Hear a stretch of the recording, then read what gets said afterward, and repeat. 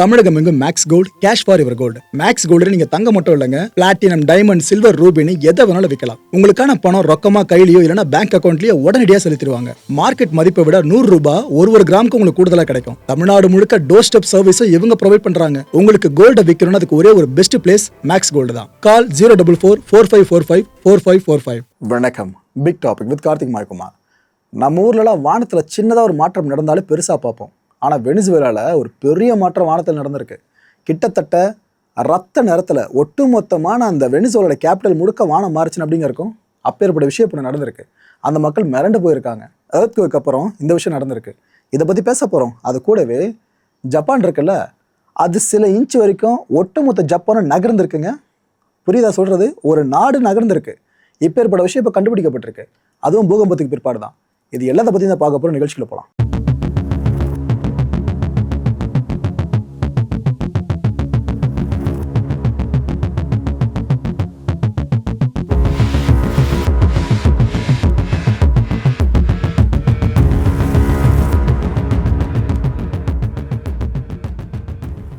முதல்ல ஜப்பானை பற்றி பார்த்துருவோம்.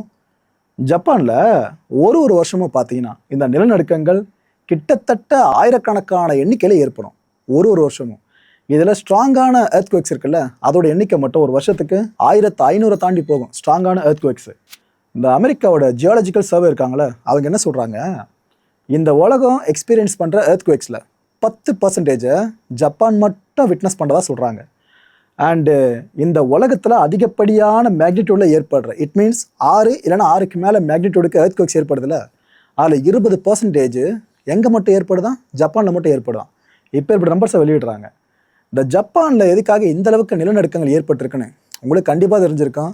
ரிங் ஆஃப் ஃபயர் முக்கியமான ஒரு காரணமாக. அதில் கொஞ்சம் இன்டெப்த்தாக சொல்கிறதா இருந்தால் 4 மேஜர் டெக்டானிக் பிளேட்ஸுக்கு மேலே அமைஞ்சிருக்கிறது அந்த ஜப்பானு.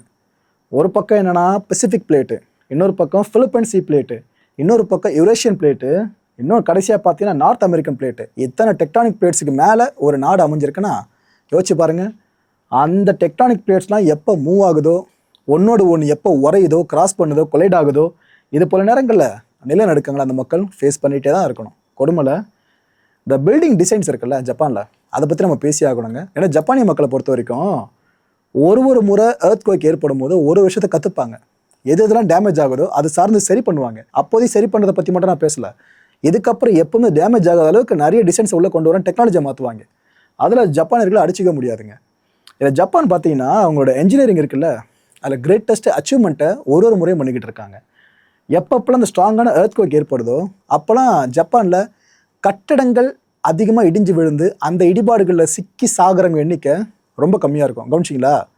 மற்ற நாடுகளில் எப்பயாச்சும் எர்த்குவேக் வந்தாலே கட்டடங்கள் போலன்னு உதிர்ந்து நிறைய பேர் இழந்தாங்கன்னு செய்தி வரும். ஆனால் ஜப்பானில் அது போல் செய்தி நம்ம பெருசாக கேட்க முடியாது. இதுக்கு காரணம் என்ன தெரியுமா? அவங்களோட மாடர்னைஸ்டு கன்ஸ்ட்ரக்ஷன் டிசைன்ஸ் இருக்குல்ல, இதுதான். இதனால தான் ஜப்பானில் இந்த இறப்பு விகிதம் அப்படின்றது எர்த்குவேக் நேரங்களில் கூட குறைவாக இருக்கும். இதில் 2 டெக்னாலஜியை பற்றி நம்ம பேசுவாங்க. அதில் ஒரு டெக்னாலஜி பேஸ் ஐசோலேஷன் டெக்னாலஜின்னு சொல்லுவாங்க. இது என்னென்னா, அங்கே இந்த பெரிய பெரிய கட்டிடங்களாக கட்டுறாங்களே அந்த டைமில் ரப்பர் ஒரு திக் லேயரு, அது கூடவே ஸ்டீல் பியரிங்ஸை பயன்படுத்துவாங்க. இது ரெண்டுமே பார்த்தீங்கன்னா ஃபவுண்டேஷனுக்கும் சூப்பர் ஸ்ட்ரக்சர் இருக்கிற இதுக்கு இடையில அவங்க இன்ஸ்டால் பண்ணிவிடுவாங்க. எர்த்குவேக் ஏற்படும் பார்த்தீங்களா, அந்த டைமில் இந்த பேரிங்ஸ் இருக்குது பாருங்க, இதை அப்சர்வ் பண்ணும். எதை? எர்த்குவேக் ஏற்படுறப்ப அந்த கிரவுண்ட் மோஷன் இருக்குது பார்த்தீங்களா, இதை ஃபுல்லாக அப்சர்வ் பண்ணி அந்த பில்டிங் வரைக்கும் அந்த ஒரு வைப்ரேட் போக விடாமல் பார்த்துக்கும். செமையாக இருக்குல்ல? இது ஒன்று மட்டும் இல்லை. என்னோட பற்றி சொல்லணும்னா சீஸ்மிக் டேம்பர்ஸ் டெக்னாலஜி பேர்லேயே தெரிஞ்சிருக்கோம். நில அதிர்வு இருக்குல்ல, அது சார்ந்து ஃபுல்லாக இது ப்ரொடெக்ட் பண்ணும். இது என்னென்னா, இந்த கார்லாம் பார்த்தீங்கன்னாக்கா ஷாக் அப்சார்ப்ஸ் இருக்கும் பார்த்தீங்களா, கிட்டத்தட்ட அது கூட கம்பேர் பண்ணது சொல்கிறதா இருந்தால் இந்த டிவைஸ் என்ன தெரியுமா பண்ணும்? அதே மாதிரி இந்த எர்த்குவேக் வைப்ரேஷன்ஸ் இருக்குல்ல, இதை முடிஞ்ச வரைக்கும் பில்டிங் கொலாப்ஸ் ஆகுதுன்னு தடுக்கும். அது அந்த ஷாக்கை எடுத்துக்கிற மாதிரி வச்சுக்கோங்களேன். நான் சொன்னது வெறும் 2 டெக்னாலஜி மட்டும்தான். இது மாதிரி நிறைய டெக்னாலஜி ஜப்பானில் இருக்குது.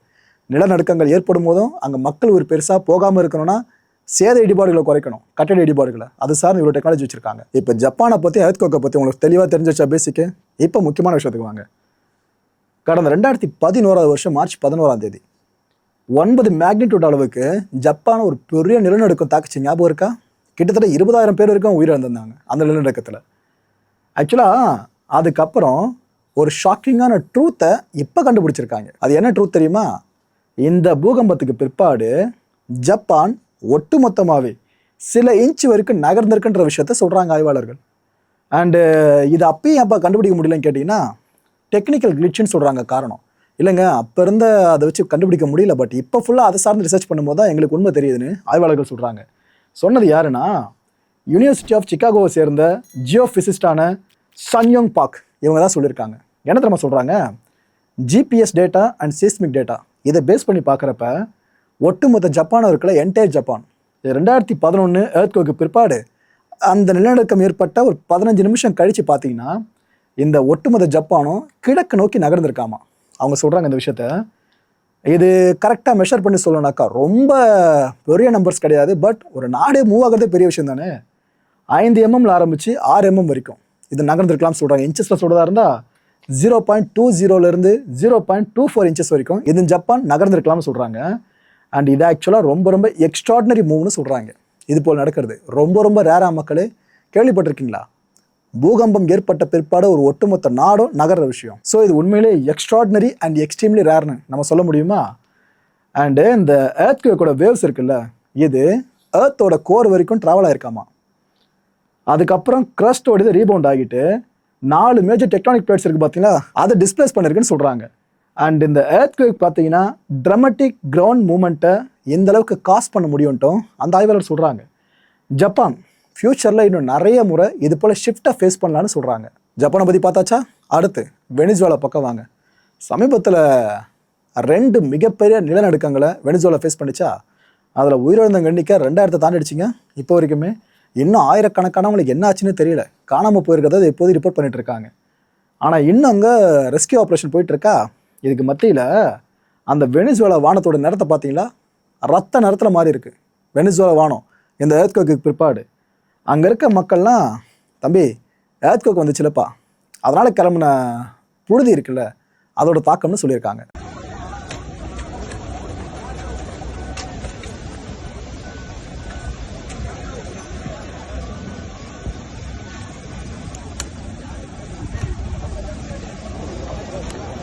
வெனிசுவேலா மக்கள் இன்னும் அவங்க தெளிவாக எதை சொல்கிறாங்கன்னா, கிட்டத்தட்ட அவங்க ஆதங்கத்தை தெரிவிக்கிறாங்க. புலம்புற மாதிரி தான் இருக்குது. ஏன்னா அதை காட்சியாக பார்க்கும்போது நம்மளுக்கு ஒரு மாதிரி அடிவரி கலங்குது. அங்கே இருக்க மக்கள் ஃபேஸ் பண்ணிட்டு இருக்காங்க அந்த பூகம்பத்தை, அவங்களுக்கு எப்படி இருக்கும். இதை நாங்கள் அரிபோல் அப்படின்னு சொல்லுவோம்ப்பான்றாங்க. இவங்க மட்டும் இல்லை, ஸ்பெயின்லேயும் இதுக்கான பேர் இப்படி தான் சொல்கிறாங்க. இந்த ரெட்டிஷாக வான மாதிரி இருக்குல்ல, இதுக்கு இந்த எர்த்குவேக் டஸ்ட் இருக்குல்ல, இதோட வெளிப்பாடு தான் இந்த நிறமாறல் ஏற்பட்டிருக்கு. இது ஆக்சுவலாக இன்னொரு பேரிடர் வர்றதுக்கான ஒரு அறிகுறின்னு கூட சில பேர் சொல்கிறாங்கப்பா. அதெல்லாம் நடக்குமோ இல்லையோ தெரியல, பட் எங்களுக்கு இந்த நேரத்தில் கேட்குறப்ப அதுவே பயமாக இருக்குது. கடவுளே எங்களால் தயவு செஞ்சு இந்த விஷயத்துலேருந்து தப்பிச்சு விட்ருங்க. ஏன்னா இன்னொரு டிசாஸ்டர்லாம் பார்க்குற அளவுக்கு எங்களுக்கு சக்தி இல்லைங்க. ஆல்ரெடி உறவினர்களை இழந்திருக்கோம், எங்களுக்கு இதுக்கப்புறம் சக்தி இல்லை, எங்களால் இன்னொன்றதை பார்க்க முடியாது கடவுளேன்னு சில மக்கள் அழவும் செய்கிறாங்க. ஒரு பக்கம் வெனிசுவேலா வானம் இந்த அளவுக்கு மாறி இருக்கு, இன்னொரு பக்கம் நிறைய மக்கள் இதை ஒரு டேஞ்சர் சைட் மாதிரி எடுக்க ஆரம்பிச்சிருக்காங்க. ஆக்சுவலாக இன்னொரு விஷயமா சொல்லிடுறேன், நிறைய பேரும் ஃபில்டர் போட்டிருக்காங்க. இது போல் அந்த ரெட்டிஷான வானம் இருக்க அந்த வீடியோஸ்க்கு ஃபில்டர் யூஸ் பண்ணியிருக்காங்க. அது இன்னும் பயத்தை அதிகரிக்கிற மாதிரி தான் இருக்குது.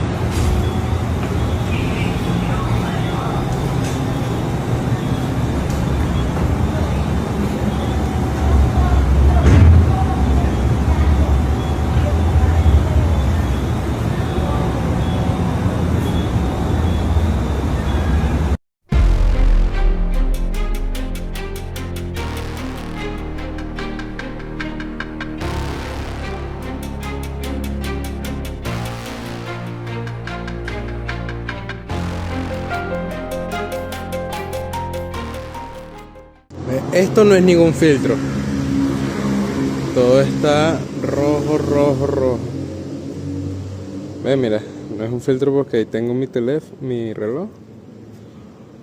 Está todo rojo. ஆக்சுவலாக ஒரு விஷயம் நடக்குது அப்படின்னா, ஃபெனாமெனா நடக்குதுன்னா அது சார்ந்த அறிவியல் விளக்கம் கண்டிப்பாக தேவையில்ல. அந்த வகையில் ஆய்வாளர்கள் இதை பற்றி என்ன தெரியுமா சொல்கிறாங்க, ஏன்பா இது ஒரு ஸ்பெக்டாகுலர் அட்மாஸ்பெரிக் ஃபெனாமெனாப்பா எங்களை பொறுத்த வரைக்கும். இதுக்கு என்ன பேருனா கேண்டி லாசோ அப்படின்னு சொல்கிறாங்க. இந்த சன்லைட்டு அப்புறம் இந்த ஏர்பர்ன் பார்ட்டிகல்ஸ் இருக்குல்ல, இது எல்லாம் மிக்ஸ் ஆகி கடைசியாக கிடைக்கிற ஒரு தோற்றம் தான் இந்த தோற்றம். இது இன்னும் உனக்கு ஈஸியாக புரியணும்னா சஹாரா டஸ்ட்டை மைண்டில் வச்சுக்கப்பா. புழுதிகள்லாம் கிளம்பி ஒரு நிறக்கலவையை கொடுத்தா அப்படி இருக்கும், சூரிய ஒளி ஊடுருவும் போது அப்படி மைண்டில் வச்சுக்கோன்னு சொல்கிறாங்க.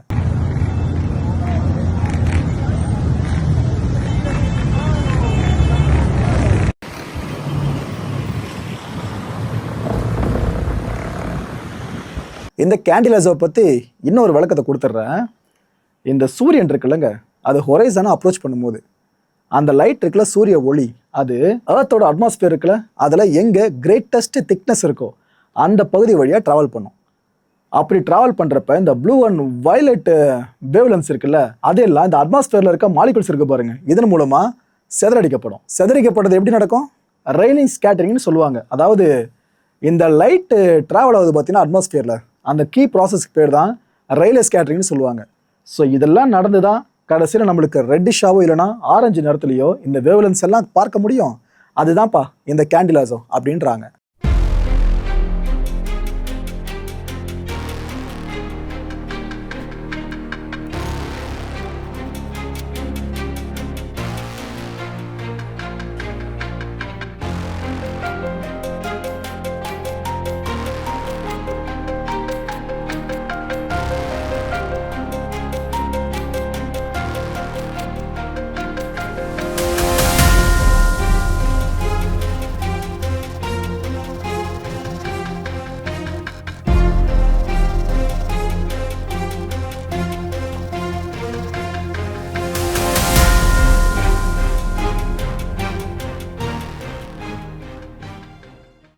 No, mira, estando desde aquí adentro es que se puede percibir. Allá está hincha. Mira lo que está pasando. Es demasiado hermoso. Es como un atardecer rojo. La tarde está como roja. Pero no se ve atardecer como tal. Mira, o sea, está como nublado. Pero la tarde es roja. Qué fenómeno tan raro. Y hacia allá atrás, el atardecer que se ve es como amarillo. ¿Ves? Es como amarillo el atardecer para allá. Y aquí está todo oscuro. O sea, es inexplicable. Es oscuro, pero la tarde está roja. Caracas y sus cosas.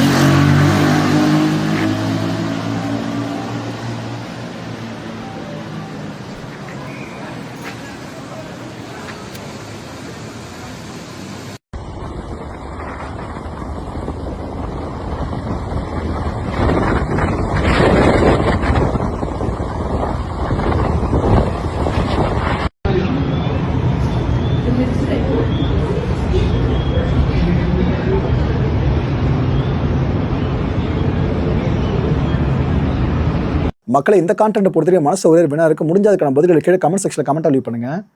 வர வர நிறைய இயற்கையான அர்த்தங்களை நாம் witness பண்ணிக்கிட்டே இருக்கோல, இதெல்லாம் பார்க்குறப்ப உங்கள் மனசில் என்ன மக்களை தோணுது? அடுத்த நிகழ்ச்சி சந்திக்கலாம். நன்றி, வணக்கம். தமிழகம் எங்கும் Max Gold, cash for your gold. Max Gold நீங்க தங்க மட்டும் இல்லைங்க, பிளாட்டினம், டைமண்ட், சில்வர், ரூபினி எதை வேணாலும் விற்கலாம். உங்களுக்கான பணம் ரொக்கமா கையிலயோ இல்லைன்னா பேங்க் அக்கௌண்ட்லயோ உடனடியாக செலுத்திடுவாங்க. மார்க்கெட் மதிப்பை விட 100 ரூபாய் ஒரு கிராமுக்கு உங்களுக்கு கூடுதலா கிடைக்கும். தமிழ்நாடு முழுக்க டோர் ஸ்டெப் சர்வீஸும் இவங்க ப்ரொவைட் பண்றாங்க. உங்களுக்கு கோல்ட விற்கணும்னு அதுக்கு ஒரே ஒரு பெஸ்ட் பிளேஸ் மேக்ஸ் கோல்டு தான். கால் 04445454545. என் நண்பர் மாயம் ஸ்டுடியோஸ் நேயர்களே, மாயம் பக்தின்னு ஆன்மீகத்துக்காக பிரத்யேகமா ஒரு சேனலை கொண்டு வந்திருக்கோம். மறக்காம சப்ஸ்கிரைப் பண்ணி அந்த சேனலுக்கு உங்களோட ஆதரவை மனப்பூர்வமா தெரிவிங்க. வணக்கம் மாயம் ஸ்டுடியோஸ் நண்பர்களே. மாயம் ட்ரெண்ட்ஸ் அப்படின்ற ஒரு புதிய ஃபேஸ்புக் பேஜை ஓப்பன் பண்ணியிருக்கோம். நீங்கள் யூடியூப்பில் பார்த்துட்டு இருக்கீங்களா நம்மளோட கான்டென்ட்ஸ்லாம், இதெல்லாம் விட ஒரு படி மேலே ரொம்ப கிறிஸ்பாகவும் ரொம்ப சூப்பராகவும் நிறைய கான்டென்ட்ஸ் உங்களுக்கு இந்த பேஜில் காத்துட்டு இருக்குங்க. ஸோ உடனடியாக ஃபேஸ்புக் பிளாட்ஃபார்ம் போங்க, மாயம் ட்ரெண்ட்ஸ்னு டைப் பண்ணி சர்ச் பண்ணி நம்ம பேஜை ஃபாலோ பண்ணுங்கள். அப்படியே நம்ம சேனலே நீங்கள் சப்ஸ்கிரைப் பண்ணிட்டீங்க அப்படின்னா இன்னும் நிறைய புது புது கான்டென்ட்ஸை உங்களுக்காக ப்ரொடியூஸ் பண்ணி கொடுத்துக்கிட்டே இருப்பாங்க. நீங்கள் பண்ணுற ஒவ்வொரு சப்ஸ்கிரிப்ஷனும் எங்களுக்கு பெரிய மோட்டிவேஷனாக அமையும்.